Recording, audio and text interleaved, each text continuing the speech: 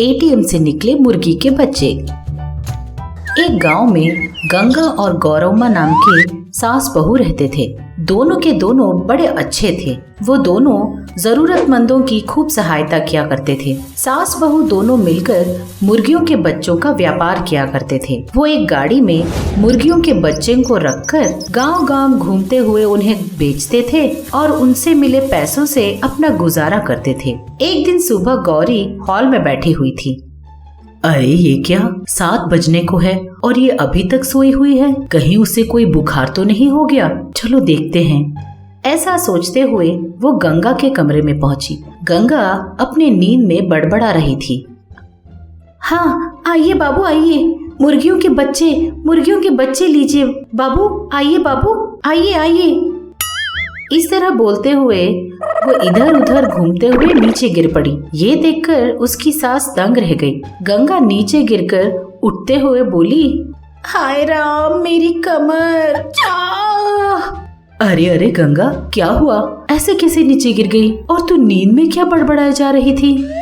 बड़बड़ा रही थी? क्या बड़बड़ा रही थी सासू माँ? इसका मतलब तू नहीं जानती कि तू क्या बड़बड़ा रही थी?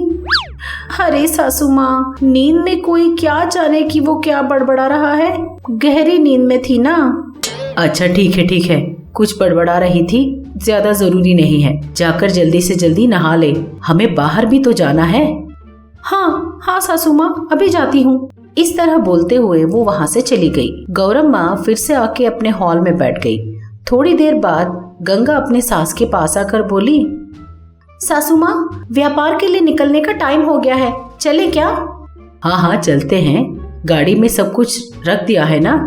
हाँ सासू माँ, सब कुछ रख दिया है। अच्छा ठीक है, चलो। ऐसा बोलते हुए दोनों गांव-गांव घूमते हुए, मुर्गी के बच्चे ले लो, मुर्गी के बच्चे बहुत कम दाम में बेच रहे हैं अम्मा। आइए आइए, हम आपके ही गली में आए हैं। मुर्गी के बच्चे ले लो, मुर्गी के बच्चे। आइए आइए, सस्ते दाम के हैं अम्मा। आइए आइए। इस तरह चिल्लाते हुए दोनों गांव-गांव घूमकर मुर्गी के बच्चे बेच रहे थे। तभी आ गए अम्मा। अरे मेरा बेटा कल से रोते ही जा रहा है, बोल रहा है, पिताजी मुझे मुर्गी के बच्चे चाहिए, मुझे मुर्गी के बच्चे चाहिए। लाइए, एक मुर्गी का बच्चा कितने का? 20 रुपए भाई साहब। हाँ जितने भी हो, मुझे 5 मुर्गी के बच्चे दे दो।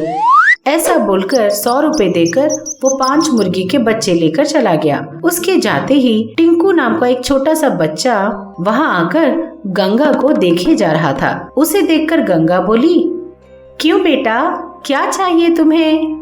आंटी, वो मुझे मुर्गी के बच्चे चाहिए। तो फिर तुम बिना मांगे इस तरह खड़े खड़े क्यों देख रहे हो? एक मुर्गी का बच्चा 20 रुपए का। लेकिन मेरे पास तो पैसे नहीं हैं। कोई बात नहीं बेटा, ये लो, इस मुर्गी के बच्चे को ले जाओ और उसे अच्छे से संभाल कर बड़ा करना। अगली बार जब मैं इस गांव आऊंगी ना, तब तुम्हारे पास अगर पैसे होंगे तो मुझे दे देना। ऐसा बोलकर गंगा ने उस बच्चे को एक मुर्गी का बच्चा दे दिया। टिंकू उस मुर्गी के बच्चे को लेकर बहुत खुश हो गया और खुशी खुशी वहाँ से चला गया। अपनी बहू का किया देखकर सास भी बहुत खुश हो गई। इस तरह शाम तक मुर्गी के बच्चे बेचकर दोनों सास बहू थके हारे घर पहुँचे। इस तरह सास बहू दोनों मुर्गियों के बच्चों को बेचते हुए बचे कुछ पैसों से खुशी खुशी रह रहे थे। इस तरह खुशी खुशी चल रहा सास बहू का व्यापार अचानक धीरे धीरे कम होने लगा। उनकी समझ में नहीं आ रहा था कि क्या चल रहा है। इसकी वजह से दोनों बहुत दुखी रहने लगे। एक दिन गौरम्मा हॉल में बैठकर किसी सोच में पड़ी हुई थी कि तभी गंगा आकर बोली, क्या बात है सासू माँ, क्या सोच रही हो? और क्या सोचूंगी मैं, हमारा व्यापार तो अच्छा चल रहा था, पता नहीं आजकल क्या हो गया, बिल्कुल ठीक नहीं चल रहा, समझ में नहीं आ रहा कि क्या हुआ है। इस तरह बोल रही थी तो गंगा बोली, मुझे अभी पता चला है कि क्या प्रॉब्लम है, उसने कहा। ये बात सुनते ही सास थोड़े आश्चर्यचकित होकर अपनी बहू की तरफ देखते हुए बोली, अच्छा भला क्यों, हमारा व्यापार क्यों नहीं चल रहा है? वो सासू माँ, कोई रंगा नाम का आदमी है उसने गांव में एक मुर्गियों के बच्चे का एटीएम बना दिया है।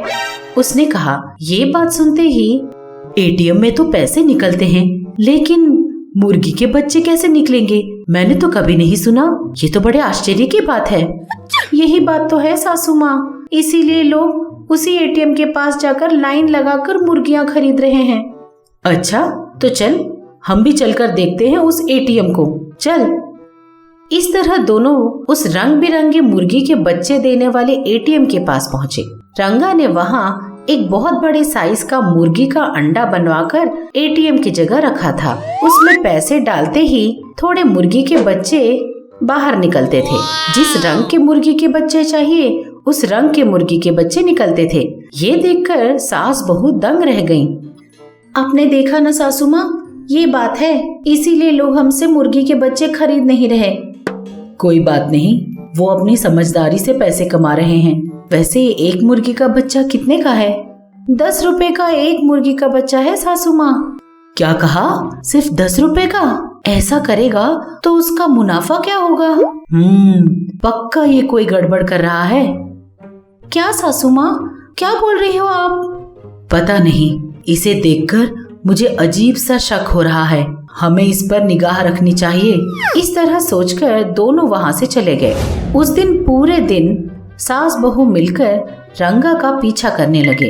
रंगा देर रात को अपना एटीएम बंद कर देता है। उसके बाद वो रास्ते पे आकर घर घर घूमकर सास बहू ने जिन जिन लोगों के यहाँ मुर्गी के बच्चे बेचे थे उन सब को चुपके से उठाकर अपने एटीएम में डाल देता है। ये देखकर सास बहू दोनों दंग रह जाते हैं। देखा तूने, मुझे इसे देखते ही शक हो गया था। यह आदमी हमारी ही बेची हुई मुर्गियों को चुराकर उनके रंग बदलकर आधे दाम में अपने एटीएम में रखकर बेच रहा है।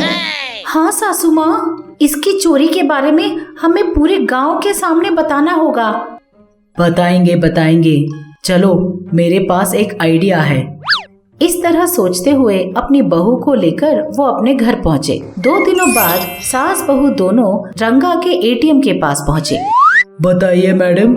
बताएंगे, थोड़ी देर रुक जाओ। ये लो सुब्बू, जाओ अपनी मुर्गी के बच्चों को ले आओ। उनके मुर्गी के बच्चे?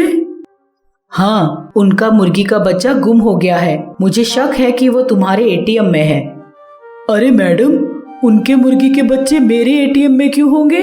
इन सब मुर्गी के बच्चों को मैंने दूसरे स्टेट से मंगवाया है और यहाँ बेच रहा हूँ। अच्छा, किसी दूसरे स्टेट से मंगवा रहे हो या गांव के मुर्गी के बच्चे चुरा ला रहे हो, अभी पता चल जाएगा, उसने कहा। ये बात सुनते ही रंगा दंग रह गया।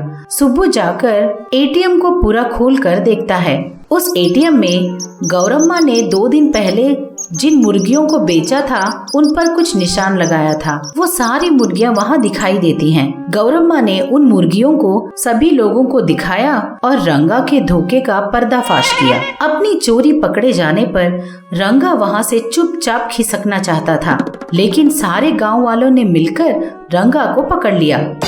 अबे, तू तो बड़ा अक्लमंद निकला। हमारे ही घर से मुर्गियों के बच्चों को चुराकर फिर से वापस हम ही को बेच रहा था। मारो इसे। इस तरह बोलकर सब लोग मिलकर उसे पुलिस के हवाले कर देते हैं। इस तरह सास बहू का बिजनेस वापस पहले जैसे चलने लगा और इसकी वजह से सास बहू भी खुश रहे।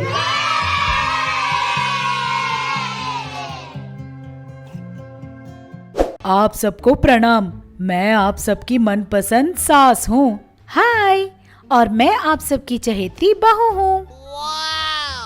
अब से आप लोगों का मन बहलाने के लिए और आप लोगों को खुश करने के लिए हम महा टीवी के साथ आप लोगों से मिलने आ रहे हैं। तो अब देर किस बात की, अभी हमारे चैनल को सब्सक्राइब कीजिए।